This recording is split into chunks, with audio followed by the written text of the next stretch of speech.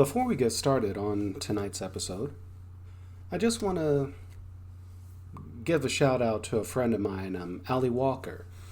She has a page on Facebook. It's called Grindleworks by Ali Walker. Whenever I get a chance, I'll put a link on the Facebook page for you. She is an artist and she actually does some very good work. Matter of fact, right now she is working on a piece for yours truly. I can't wait to see it, so hopefully here pretty soon I'll be able to show it and it'll be the new logo for Cheshire's Place. So Ali, if you're listening out there, thank you for everything. You're definitely a good friend and it means a lot. So, here we go. We've heard about these since we were children.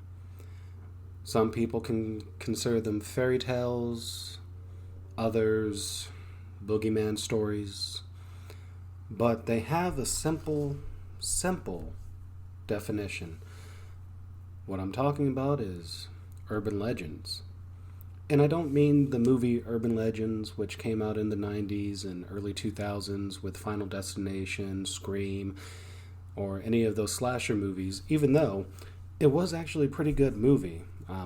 If you ever get a chance to check it out, Urban Legends, give it a shot. Hold on one second. Water. So, tonight we're going to be discussing urban legends. Actually, this is going to be a three-parter for urban legends. Now, in relation to urban legends, there are urban legends that are based on different stories. Some can be a little funny, some can be horrific in nature, but there's different genres of urban legends. They're the ones that are dealing more with the supernatural. There are those that are dealing with cryptids. If you do not know what a cryptid is, it's creatures of unknown origin. So think Loch Ness Monster, El Chupacabra, think Bigfoot or Sasquatch. We'll be diving into cryptid urban legends in the next episode. So tonight I really want to focus more on the lesser known to known urban legends. They don't really have to deal with anything horrific. Some do, some don't. Some are from different parts of the world. Some are from here in the United States. But at some point or another, we've probably heard these urban legends or variations of them. So I just wanted to dive into those because why not? Sometimes with urban legends, just like anything else, there's probably a spot of truth to them. We just need to figure out if the truth is truly out there. So, I have comprised a list of 8 urban legends. And these are the ones that really caught my attention while I was researching. I mean, there's plenty of urban legends out there in the world. Too many to count. And some of them are even based more in modern times as we know them as creepypastas, which creepypastas are horror-related legends or images that have been copied and pasted around the internet. And we know quite a few of the ones that are out there. Slender Man. The creepypasta Ben Drowned. If you're a video game player like myself, you would know the Ben Drowned one. Sonic XEX. Oh, sorry. EXE. My bad. Sonic EXE. That's also a well-known creepypasta. But there's lots of creepypastas out there, and creepypastas have been inspired by urban legends. So, before we begin, I'd like to read real quick the definition of an urban legend. So, urban legend is a noun, and it states as a humorous or horrific story or piece of information circulated as though true, especially one purporting to involve someone vaguely related or known to the teller. So, if you think about this, we've all heard stories about someone's uncle or father or brother or cousin or sister or aunt or mother that have experienced some type of phenomenon or something crazy that occurred either recently or a little bit far back. And these urban legends have actually shaped a lot of different media. Stories, of course, books, plays, songs, TV shows, especially if you're a fan of grim, supernatural. There's quite a few of them, comic books. So we're going to be diving into I was about to say creepypastas, I apologize. We're going to be diving into 8 urban legends. Now, some of them do have historical reference to them. Some of them have modern reference. Most of these we've probably heard variations of. So let's just get down to it. This is Mr. Cheshire's 8 creepypastas. So this is not in any particular order of importance. These are just ones that I found interesting and I was jotting them down on my list. So number 8, the first one that we're going to talk about is actually one we've heard before in children's fairy tales and just stories all around in elementary school. And this is dealing with the Pied Piper of Hamelin. Now, I'm sure everyone has heard the story of the Pied Piper. Mysterious man coming into town, promising the mayor that he can get rid of all the rats in the town for a small fee. And with his flute, he plays a melodious tone to lead all the rats out of the town. So, let's go into a little bit more in depth. So, this is an urban legend, of course, it's historical. This actually traces back to the Middle Ages. The piper was offered a lot of money during those times to get rid of the rats and vermin. And, of course, the town was Hamelin, as you all know. And actually, the town is real. It's actually located in Lower Saxony. So, when the piper completed his task, the mayor of the town of Hamelin refused to pay the fee. Of course, this upset the piper, as we all know. Now, what some people have probably never heard of is the second part of this urban legend.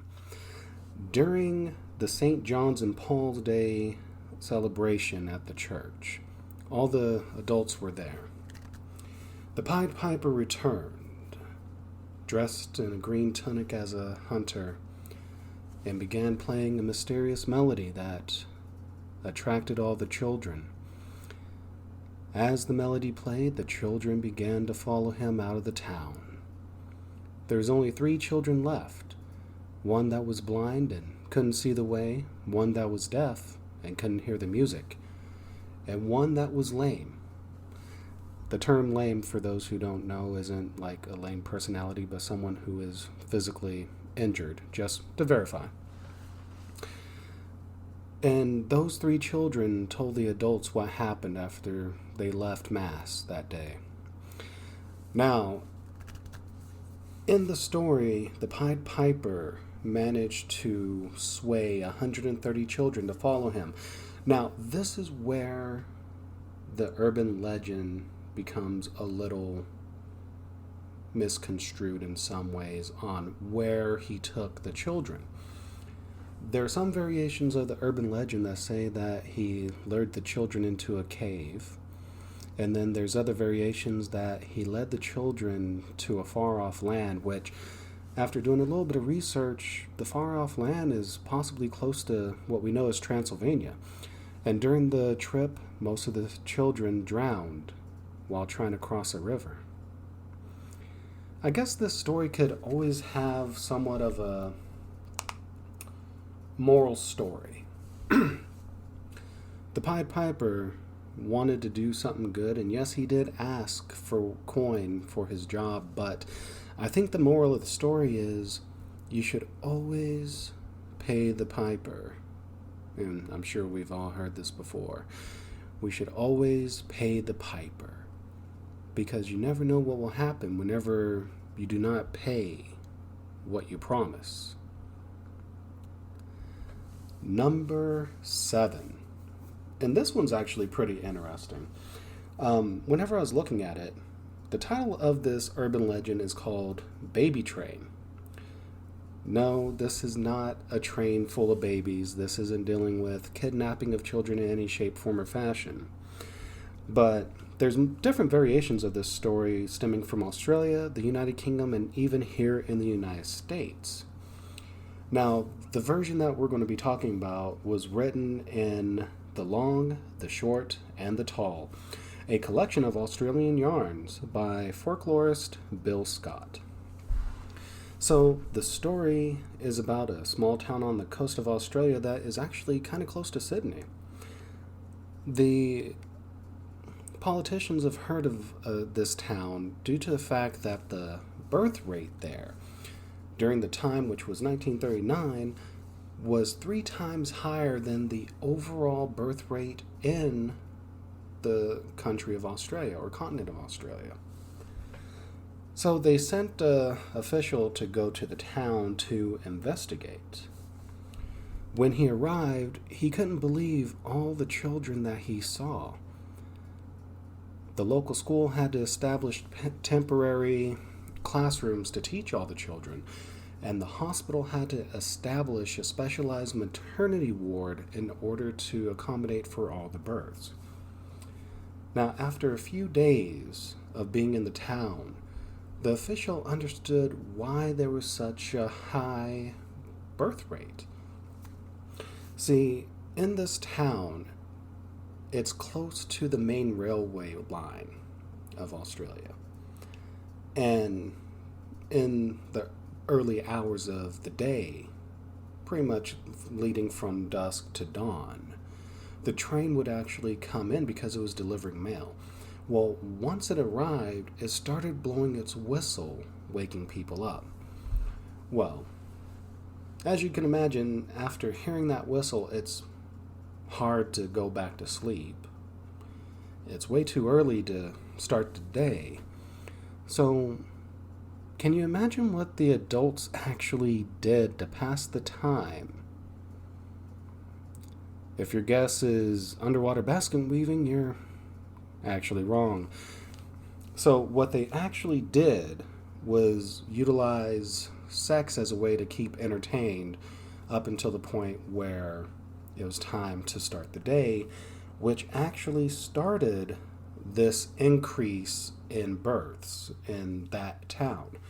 Now, while going through my research, there was actually more to this than what it seems, and this is actually dealing with natural disasters and other things that have occurred. So there was actually an increase of births during February 1969 during the nor'easter increase in Boston.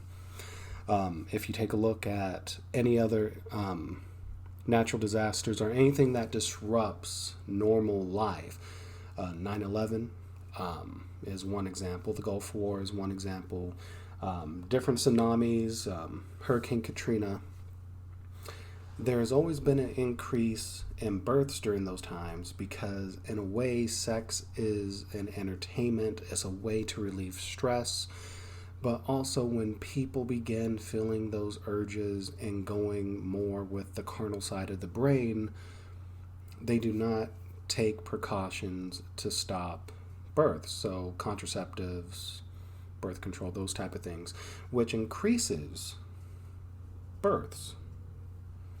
So for those that are out there in quarantine land right next to your significant other,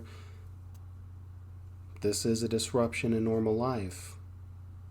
Please be safe out there. And if you do have children, please do not name them Corona, COVID, or any of the names that are going out there right now. I'm sure everyone has been on social media and have seen the weird names that people are giving their children whenever they're born during this time. Number 6. Now, this story actually comes from Tennessee, and I actually came across this story through a YouTube channel that my dear friend Monkey showed me. And I wish I would have gotten the name of the channel because they actually have a series discussing 50 urban legends from each state. So, the premise of the show is that the creator of the YouTube channel will discuss 5 urban legends, one from each state, in a span of 10 days. It's the title of the series is American Road Trip, if I remember correctly. If I find it, I'll send a link on the Facebook group. But number 6. This one is called Skinless Tom. And this story is actually from Tennessee. This urban legend talks about a man named Tom. He was a very good looking man. He is very impressionable, very well liked by the women.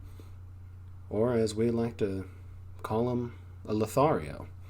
He has wooed and dated every woman in town, to the point to where there was no one else to date, so he began venturing off into other towns to meet and court young, beautiful ladies. In one town, he met a woman by the name of Eleanor, who was extremely beautiful. They began talking and dating, but unknown to Tom, Miss Eleanor was married. Eleanor's husband discovered his wife's infidelity, and one night he said that he was going to venture off away for work. Eleanor and Tom met, and they left for a small little corner of Lover's Lane.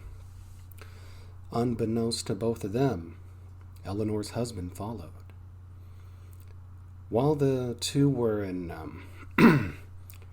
mid-coitus, the husband caught up with them. The husband quickly stabbed his wife and dragged Tom into the woods, deep, deep into the woods. And with the knife that he used to kill his wife, he began skinning poor Tom. After the deed was done, the husband left the body of Tom with no skin and left the hunting knife in that location. He went to turn himself in to the police department, admitting to his crime. The next morning, the police went to the location that the husband said Tom would be. To their discovery, all they found was Tom skinned right on the ground. But what they didn't find was Tom's body or the knife. Even to this day, people who've been around that part of Lover's Lane have said that they've seen a skinless body dripped in red, carrying a hunting knife. There's even a small little song relating to it, and I forgot to write it down in my notes, and I feel like a silly kitty not doing that. But if you're ever curious, you can always find this information relating to Skinless Tom on Wikipedia, on Reddit, or even taking a look at the YouTube page for America Road Trip. I'll definitely have the link for that on the page directly after this episode. All right, here we go. One for our video game players. This one is entitled Kill Switch. Oh, going back to the Skinless Tom one, there's definitely a moral story relating to this. Now, the moral story of this is, one, don't be in a relationship with another person if you're involved.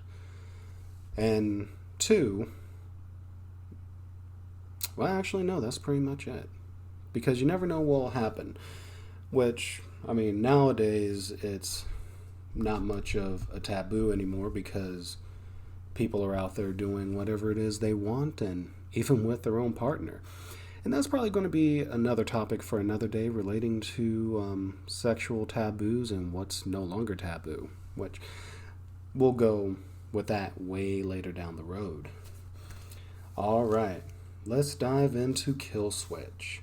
Now, for those of us in the video gaming community, we've probably heard about this one, but then again, we probably haven't. We've heard of such creepypastas as the Polybus video game system, the one that is or was supposedly designed by the U.S. government to see the extent of the human brain through mind control. But this one is a little bit more interesting. So, Kill Switch is an urban legend about a specific video game that was out there. According to legend, this game could only be played once. If your character died, or if you complete the game successfully, the game would stop, and all traces of the game would be deleted. Now, this is actually the inspiration, or possible inspiration, behind the Ben Drowned creepypasta, which is actually pretty interesting.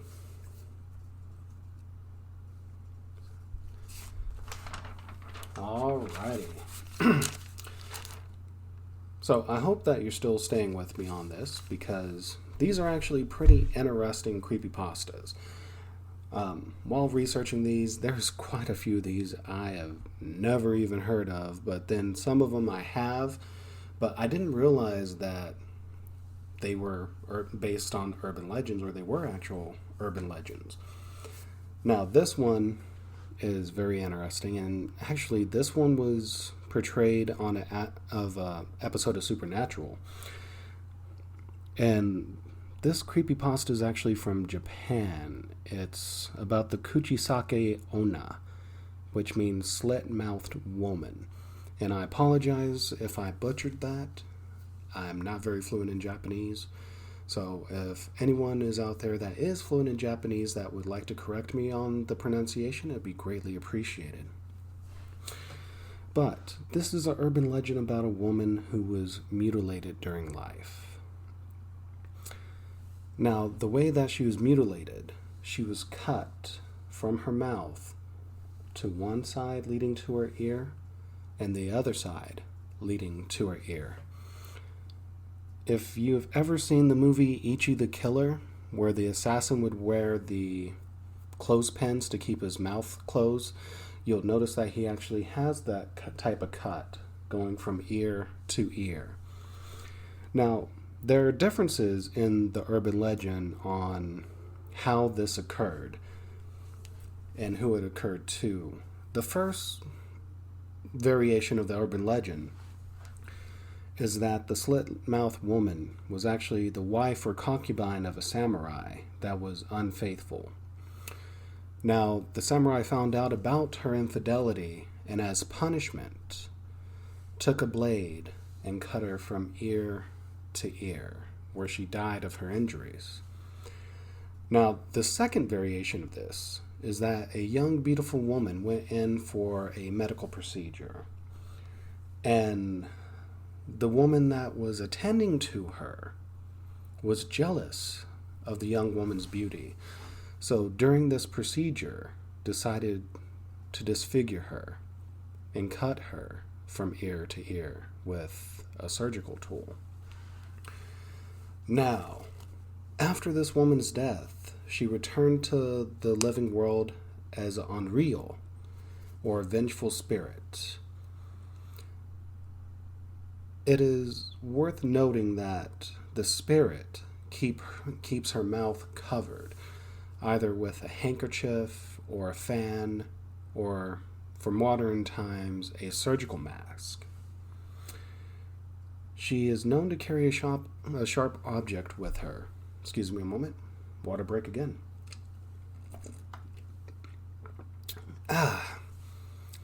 Telling you, once more, Dasani water whenever you're doing a podcast really hits a specific way. But going on to our urban legend here about the slit-mouthed woman, she carries a sharp object with her. Some parts of the urban legend say that they're a pair of scissors or even a machete. But whenever a potential victim is faced with this Onryo, or vengeful spirit, she will ask her potential victim, "Am I attractive?" If you say no, you're killed on the spot. If you say yes, this spirit will take off her mouth covering, showing her ghastly injury. And then she'll ask, am I attractive now, or am I still attractive? If you say no, you're killed on the spot. Notice a trend here. But if you say yes, she'll take her bladed object and give you the same horrible disfiguration that she suffered during her life. Now, there are ways to avoid the onryo. If she asks the question, am I pretty? And you respond with, well, you look average. She will pause and seem confused and begin wallowing in pain. This gives you a chance to run away. So, if you ever come across the onryo, the slit-mouthed woman, just remember, tell her that she's average. Just don't tell anyone else that they're average, especially guys. If you're dating someone that ever asks you, am I pretty? Normally, honesty would go the best way for the policy, but there are sometimes, gentlemen, where you definitely want to avoid that question, unless if you want to be sleeping on the couch, or in the car, or in the doghouse, or at your best friend's house. No, none of this has actually happened to me, thankfully, but I have heard stories.